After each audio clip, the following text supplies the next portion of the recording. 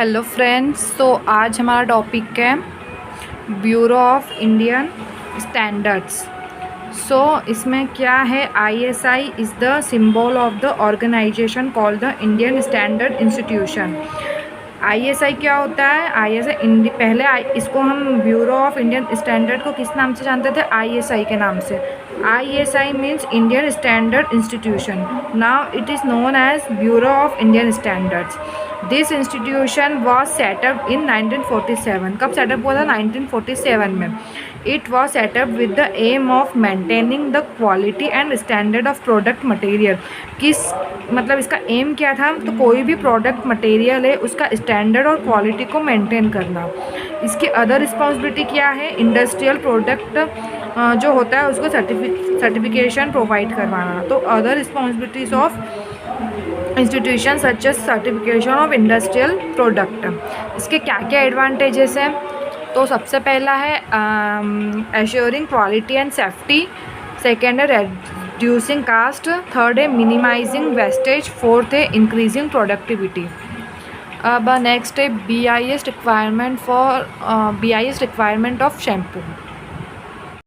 Then इसमें आ जाएगा कैरेक्टरिस्टिक्स और रिक्वायरमेंट। ठीक है, तो इसमें pH है जो शैम्पू का वो कितना होना चाहिए? 4 to 9।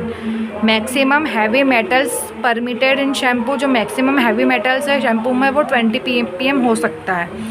Maximum arsenic permitted in shampoo, maximum arsenic कितना हो सकता है? 2 ppm। इससे ज़्यादा नहीं होना चाहिए, इससे कम हो सकता है। List of dice, colours, pigmented permitted भी यूजेस। अब जो डाई है, कलर है, पिगमेंट है, कितना यूज़ कर सकते हैं? ये हम under schedule drug and cosmetic act में जैसा भी शेड्यूल किया हुआ है वैसा करना है। Now non volatile alcohol soluble matter, non volatile and alcohol soluble matter ये कितना होना चाहिए? 10% तक ये लिमिट हमारी हो सकती है। Form height for 2% solution, form height कितना हो सकता है? 150 nm। अब नेक्स्ट है हमारा एनालिटिकल मेथड ऑफ शैम्पू। तो इसमें हमारे 8 पॉइंट है। सबसे पहला फिजिकल अपीयरेंस, सेकंड है डिटर्मिनेशन ऑफ pH, थर्ड है डर्ट डिस्पर्शन, फोर्थ है determination of percentage solid content, fifth है सरफेस टेंशन मेजरमेंट, सिक्स्थ है cleaning action, cleansing action, wetting time, और नेक्स्ट है foam ability and foam stability. तो हमारा सबसे पहला आता है फिजिकल अपीयरेंस। तो the formulation were evaluated in the terms of their clarity, colour, odour and texture. ठीक है, फिर मतलब शैम्पू हमारा कैसा दिखता है तो हमें उसकी क्लैरिटी चेक करना है, कलर, ऑर्डर एंड टेक्सचर। अब डिटर्मिनेशन ऑफ pH चेक करना है। तुम कैसे करेंगे? pH मीटर को सबसे पहले कैलिब्रेट करेंगे। देन उसके बाद में जो भी हमारा शैम्पू है उसके अंदर जो pH मीटर की रोड होती है उसको डिप करेंगे और उसके हिसाब से हम उसको मेज़र करेंगे कितना हमारा आता है। तो pH meter used after calibration, most shampoo are neutral और स्लाइटली एसिडिक। ठीक है, न्यूट्रल होता है, स्लाइटली एसिडिक होता है। न्यूट्रल pH कितना होता है? 7, और एसिडिक pH 7 से कम, बेसिक pH 7 से ज़्यादा। अब हमारा थर्ड जो है वो है डर्ट डिस्पर्शन। डर्ट डिस्पर्शन क्या होता है? इसमें हमारी हमको पूरी प्रोसेस है। ठीक है, तो सबसे पहले 2 drop of shampoo were added in large test tube content 10 ml of distil water. सबसे पहले हम क्या करेंगे?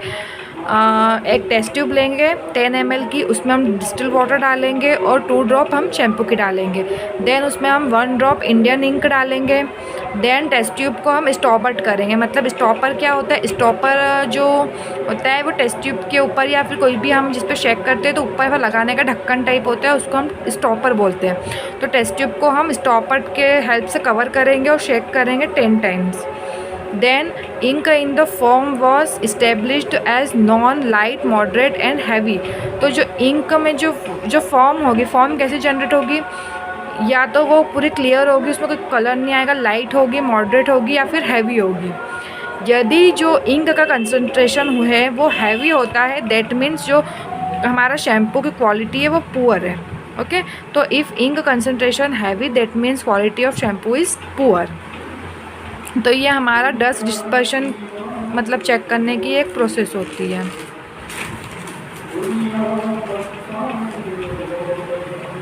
देन नेक्स्ट हमारा आता है determination of percentage solid content.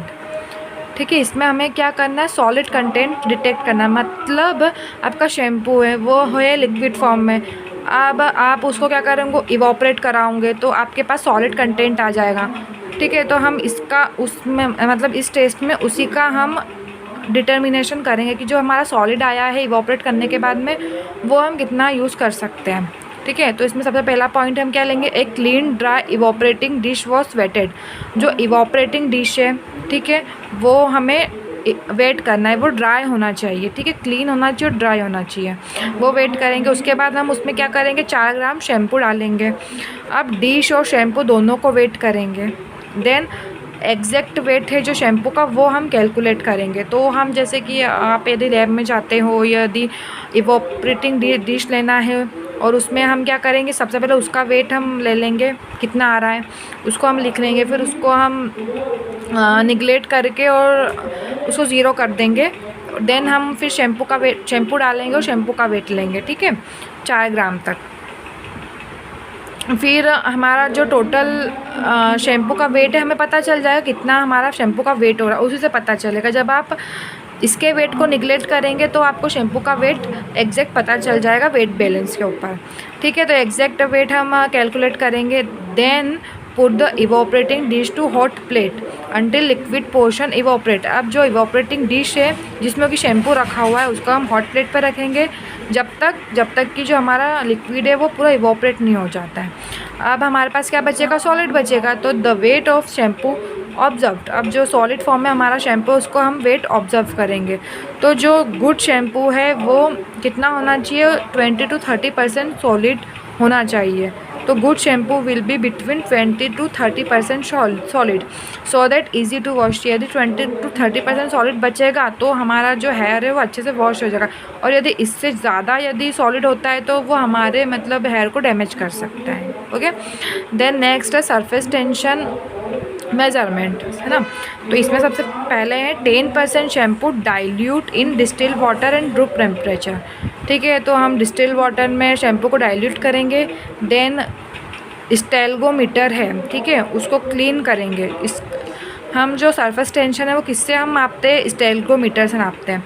ठीक है, तो उसको स्टेल्गोमीटर को क्लीन करें, कैसे क्लीन करेंगे, क्लोरिक एसिड से या फिर प्यूरिफाइड वाटर से क्लीन करेंगे। हमको क्लीन करना बहुत नेसेसरी है। क्यों, क्योंकि यदि उस पर थोड़ा सा भी डस्ट लगा या फिर कुछ और उसमें लगाए, ठीक है, तो उससे क्या होगा, सरफेस टेंशन पे ज़्यादा इफेक्ट पड़ता है। सरफेस टेंशन एकदम से चेंज हो जाएगा यदि हमारा ये ढंग से क्लीन नहीं होगा तो। Okay, then the data calculated by following equation. Data हम कैसे कैलकुलेट करेंगे,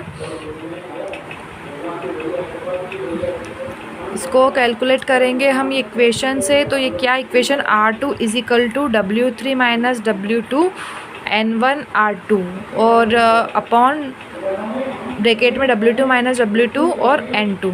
तो यहाँ पे W1 क्या है, एम्प्टी बीकर का वेट है। W2 क्या है, शैम्पू सॉल्यूशन का जो बीकर है उसका वेट है। N1 है डिस्टिल वाटर की ड्रॉप है, number of drop of distil water. N2 क्या है, शैम्पू सॉल्यूशन में जो ड्रॉप है उसके नंबर्स हैं। R1 है surface tension of distil water और R2 है surface tension of shampoo solution. अब नेक्स्ट है क्लींजिंग एक्शन, कि हमारा ये मतलब कितना क्लीन कर पा रहा है। तो उसका टेस्ट हम कैसे करेंगे, तो 5 ग्राम हम वूल यार्न लेंगे। ठीक है, उसको हम ग्रीस में प्लेस कर देंगे, ग्रीस में। अब उसी में हम क्या करेंगे, 200 ml वाटर लेंगे और उसमें हम 1 ग्राम शैम्पू उसी फ्लास्क में हम ऐड कर देंगे। ठीक है, अब उसको हम कितना 350 डिग्री टेम्परेचर में ये वाले वाटर को हम मतलब ये पूरे मिक्सचर को हम प्लेस करेंगे।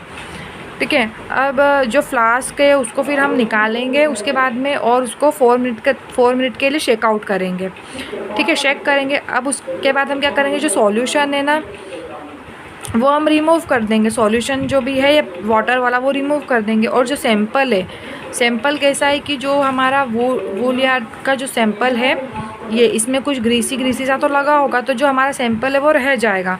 तो उस सैंपल को हम ड्राइड करेंगे और वेट करेंगे, क्योंकि ये पूरा तो रिमूव नहीं होगा ना, जो वाटर है वो रिमूव हो जाएगा। बाकी का जो ग्रीसी वाला टाइप है उसको हम निकालेंगे, अलग से ड्राई करेंगे, वेट करेंगे। ठीक है, अब जो the amount of grease removed was calculated by using following. ठीक है। अब जब यहाँ पे हम ड्राई करेंगे जब ये ग्रीस निकलेगा, ठीक है, तो ये इसको हम फिर कैसे कैलकुलेशन करेंगे, D P is equal to 100 minus 1 minus T by C.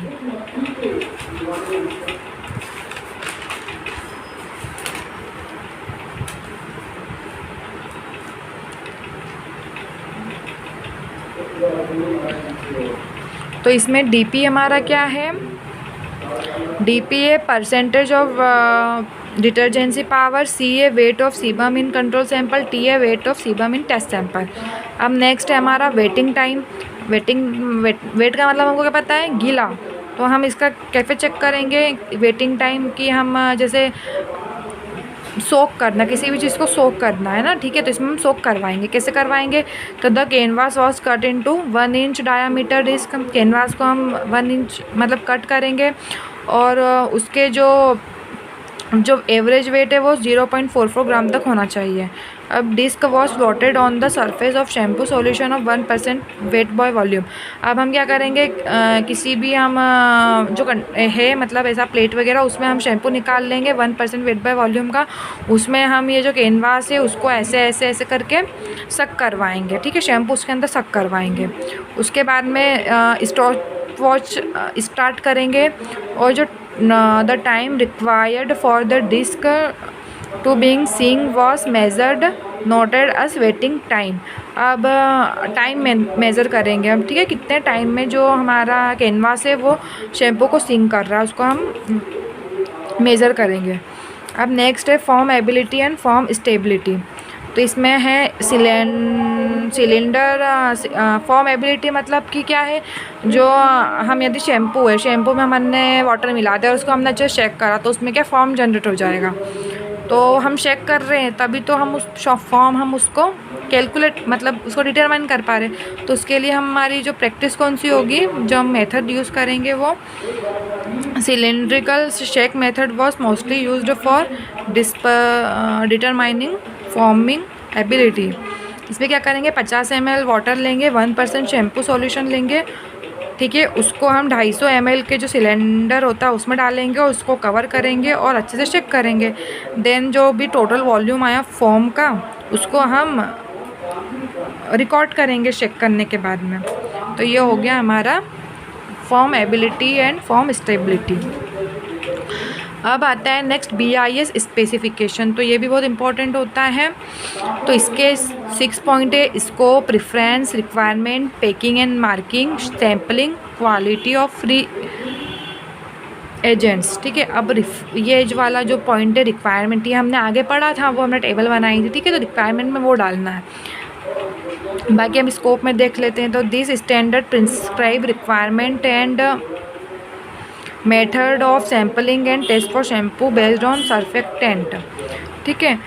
तो शैम्पू का टेस्ट और शैम्पू है हमारे पास, शैम्पू का टेस्ट करने के लिए और सैम्पलिंग करने के लिए जो भी मेथड का यूज़ करते हैं या फिर जो भी हमको रिक्वायरमेंट लगती है उसका जो भी पूरा डाटा होता है वो हमें जो स्टैंडर्ड जो हमारा ये वाला जो होता है ना ISI, इसमें पूरा सब दिया होता है। तो ये इसका स्कोप है। अब रेफरेंस, तो रेफरेंस में क्या आ जाता है, all the time of publication the editions indicates were valid. तो जो भी सारा एडिशंस होता है वो इसमें दे रखा होता है, ठीक है, हमें तो उसके बाद तो एज अ रेफरेंस उसको यूज़ करना रहता है। तो जैसे IS नंबर है, टाइटल है, तो ये 321 है, ये 1964 में आया था। टाइटल क्या है, एब्सोल्यूट अल्कोहल। ये रिवाइज्ड है, रिवाइज्ड मतलब कि उसमें कितनी बार चेंजेस हो चुका है, ठीक है। देन 1070 ये 1992 में आया था। रीएजेंट ग्रेड वाटर, ये थर्ड रिवीजन है इसका, ठीक है, मतलब 3 बार रिवाइज हो चुका है। अब 3958 ये 1984 में आया था। इसका क्या है, मेथड ऑफ सैम्पलिंग कॉस्मेटिक, ये फर्स्ट रिवीजन है। 4011 तो ये 1997 में आया था। Method of test for safety evolution of cosmetic, इसका ये सेकेंड रिवीजन है।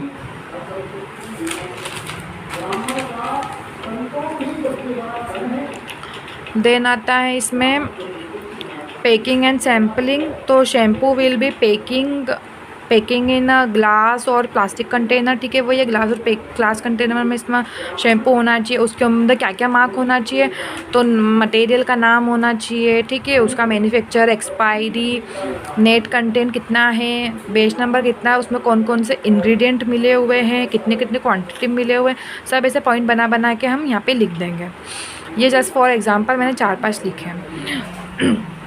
देन आता है सैम्पलिंग, तो representative sample of the material be drawn us prescribed in 39 IS 3958, मतलब ये वाले में ये वाला जो IS है 3958, इसमें जैसा भी प्रिस्क्राइब किया हुआ है सैम्पलिंग का, उस हिसाब से हमें करना होता है।